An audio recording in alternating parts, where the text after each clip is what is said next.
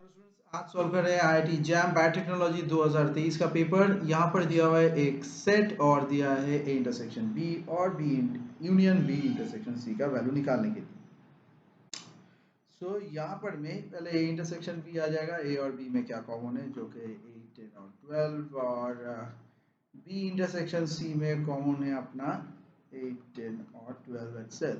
ठीक है, तो देखिए ए और बी में कॉमन, सो दिस इज 8, 10, 12, 8, 10, 12, यहाँ भी 8, 10 एंड 12, और कुछ कॉमन है नहीं।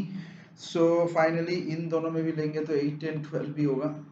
सो the answer is B, 8, 10, 12।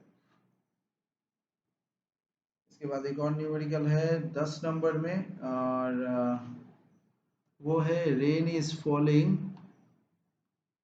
vertically with a speed of 40 meter per second. Wind starts blowing with a speed of 16 meter per second with a west to east direction. How should a person who is standing hold the umbrella to avoid getting wet?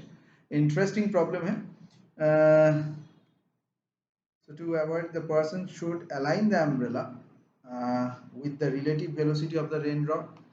So relative velocity of raindrop with respect to the umbrella, then only the getting wet will be minimized. So the relative velocity of the raindrop with respect to the person is the vector sum of the velocity of the raindrop and the velocity of the wind. So raindrop plus wind. Okay. So the magnitude of the relative velocity can be calculated by Pythagorean theorem. Let V be the rain, and the raindrop is like 40 meter per second and the wind is blowing 16. So the magnitude is V relative equal to square of V rain square plus V wind square. So 40 square, 16 square, square root of this, square root over of this, 1856, 43.05 meter per second. Okay. Now to minimize the relative density, the person should hold the umbrella opposite to the direction.